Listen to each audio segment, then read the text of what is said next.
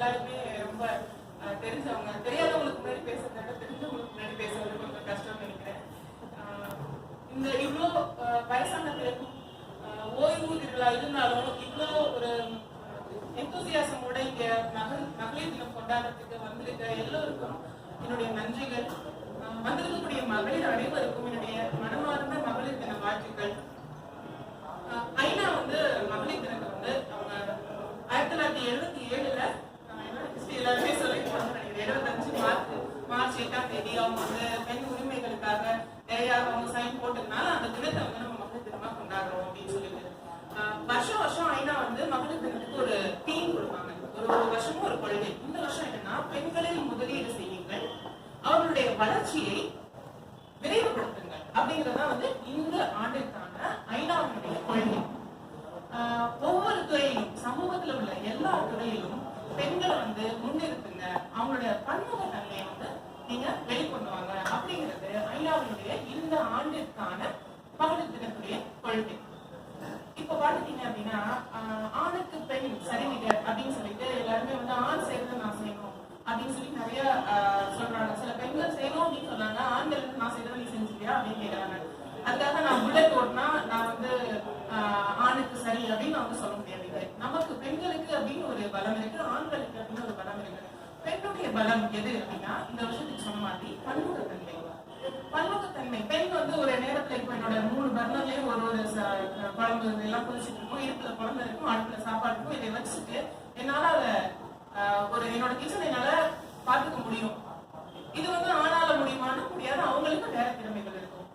இந்த பன்முகத்தன்மையை வச்சு பெண் என்ன சாதிக்க முடியும் அப்படிங்கிறத நம்ம பார்க்கணும். நம்மளால முடியாத நம்ம முட்டி மோதி செய்ததை விட நமக்கு என்ன முடியுமோ அதை இன்னும் மேலும் வளர்த்தெடுக்கணும். அதுதான் ஒரு பெண்ணை உயர்த்துறதுக்கான வழியா இருக்கும் அப்படின்னு நான் நினைக்கிறேன். இப்போ பாத்தீங்கன்னா இந்த ஒரு பார்ட்டி நிறைய பெண்கள் இப்ப எல்லாருமே ஒர்க்கிங் உமன் இருக்கு, எல்லாருமே ஒர்க்கிங் உமன்.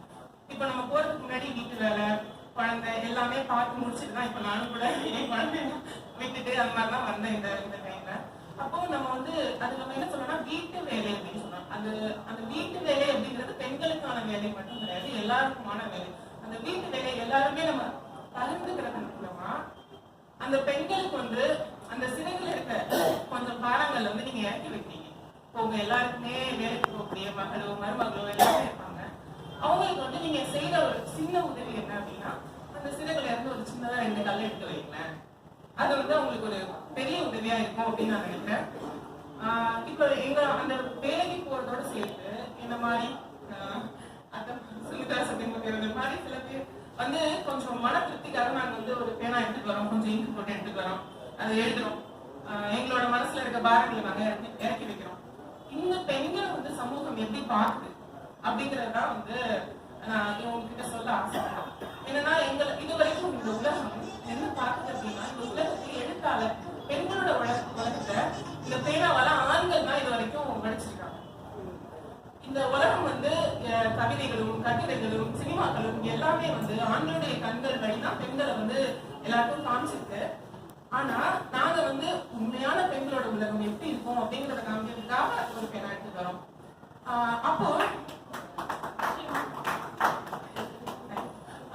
அப்போ நம்ம என்ன அப்படின்னா, நம்ம சொல்லும் போது நிறைய பேரால அதை கேட்க முடியறது கிடையாது.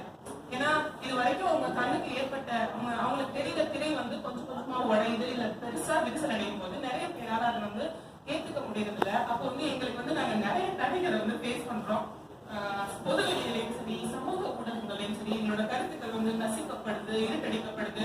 இப்ப அதை மொத்தமா அழிக்கணும் அப்படின்னு அந்த மாதிரி நிறைய நினைக்கிறாங்க. இதை நம்ம எப்படி நம்ம தடுக்க முடியும் அப்படின்னா, இப்ப வீட்டுல ஒரு பொம்பளை பிள்ளைக்கு நீங்க ஒரு பாத்திரம் எழுது அப்படின்னு சொன்னீங்கன்னா, பையனுக்கும் அதே மாதிரி ஒரு வேலை கொடுக்கலாம். ஏன்னா ஆண் பெண் அந்த பாலின சமத்துவம் எங்கேருந்து தொடங்குதுன்னா கண்டிப்பா வீட்டுல இருந்து தான் தொடங்குது. பொண்ணு எல்லா வேலையும் பண்ணு, பையனை நீ போய் விளையாடு அப்படின்னு நம்ம சொல்லும் போது அங்கேயே உங்களோட இந்த பிரிட்ஜ் தொடங்கிடுது. அது மாதிரி நம்ம இப்போ அந்த மாதிரி ஒரு பையனுக்கே ஏன் நம்ம கல்யாணம் ஆகி ஒய்ஃப் உதவி பண்ணணும் அப்படிங்கிற ஒரு தாட் அந்த ஒரு பையனுக்கு வந்துடும். நம்ம அப்பையில இருந்து உனக்கு நீ அம்மாவுக்கு உதவி பண்ணா அப்புறம் ஃபியூச்சர்ல ஈஸியா இருக்கும் அப்படின்னு சொல்ற அம்மா இப்போ நான் என் பையனுக்கு சொல்றேன். அந்த மாதிரி நம்ம சொல்லும் போது அந்த வீட்டு வேலைகள் அப்படிங்கும்போது பெண்களுக்கான வேலையா மட்டும் இல்லாம அது வீட்டு வேலையா மாறும்போது பெண்களோட சுதந்திரம் இன்னும் கொஞ்சம் உயரும் அப்படிங்கிறது என்னுடைய ஒரு சின்ன கருத்து. இன்னும் வந்து சொல்லப்போனா இந்த எழுதுறதுல பார்த்தோம் அப்படின்னா இப்ப நாங்க எழுதுறோம், கவிதை எழுதுறோம், கதை எழுதுறோம். நான் ஒரு கதை எழுதியிருக்கேன், அதை வந்து எல்லாருமே என்ன நினைக்கிறாங்க, ஒரு பொண்ணு எழுதுனா கண்டிப்பா அது அவளோட கதையா தான் இருக்கும். அவளோட மீன்ஸ் என்னோட வாழ்க்கையில நடந்த அது கிடையாது. நாங்க நிறைய படிக்கிறோம். நான் வந்து தமிழ், தெலுங்கு, மராத்தி, சைனீஸ், கொரியன் எல்லா வகையான இலக்கியங்கள் படிக்கிறோம், பல விதமான படங்கள் பார்க்கிறோம். அதுலேயே உள்ளது. அப்போ ஒரு பெண் எழுதினாலே ஒரு காதல் கதை எழுதினா அது அவளோட காதல் அப்படி கிடையாது.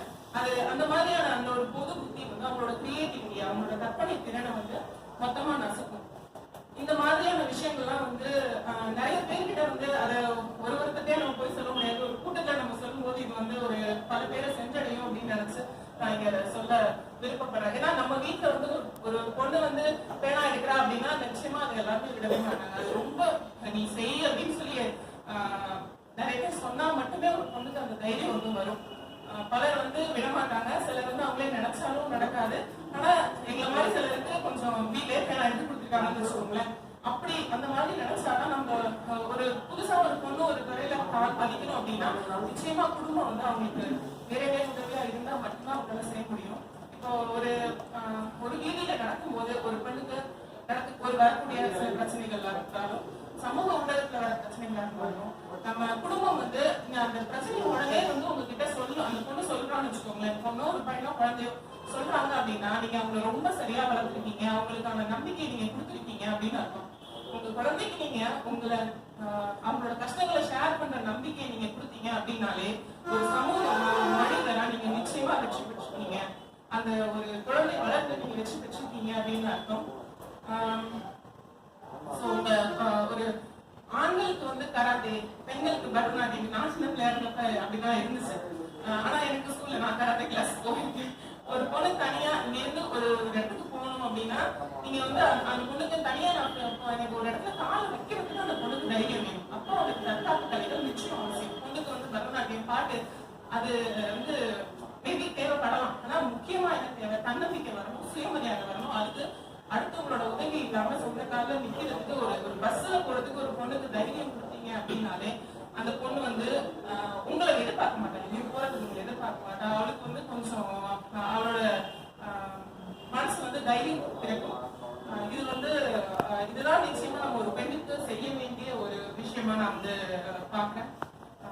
ஒரு சினிமாக்கள்லாம் இப்ப சொல்றாங்க என்னன்னா வந்து முன்னாடி எல்லாம் கூட பரவாயில்ல, பாலச்சந்தர், பாலுமகேந்திரா படங்கள்லாம் வந்து கொஞ்சம் வந்து பெண்களுக்கான விஷயங்கள் பத்தி நிறைய பேசுவோம். இப்ப வர பெரிய பெரிய கதாநாயகர்களோட படம் எல்லாம் வந்து பொண்ணு நீ இப்படி பண்ணக்கூடாது, நீ வந்து மதிக்கணும், வந்து ஆம்பளை காலுக்கு கீழே நீ இருக்கணும் அப்படின்லாம் இப்ப வர படங்கள் ரொம்ப மோசமா டாக்ஸிக்கா இருக்கு. இப்போ நாங்க வந்து அவ்வளவு பெரிய கேமரா முன்னாடி வச்சு இன்னொன்று பேனா வந்து பெரிய என்ன பண்ணுவோம்னு எனக்கு தெரியல. ஆனா இந்த பேனாவை வச்சும் நாங்க வந்து கொஞ்சமா முன்னேறணும்னு நினைக்கிறோம். ஏன்னா அதுக்கு காரணம் இந்த மாதிரி பெண்கள் படுற விஷயங்கள். ஏன்னா திரைப்படங்கள் எடுக்கிறவங்க ஃபுல்லாவே ஆண்களாவே இருக்காங்க. இந்த சினிமா எல்லாமே வந்து அதுவும் வந்து இங்க இருக்க மாதிரி ஆண்கள் கிடையாது, அவங்க வந்து வேற மாதிரி ஆண்களா இருக்காங்க. ஸோ அந்த மாதிரி உள்ளவங்களோட அந்த திரைகளை எல்லாம் பிடிக்கிறதுக்கு நாங்க இந்த பேனாவுடைய வச்சுட்டு வர்றோம். எல்லாரும் வந்து எங்களுக்கு இந்த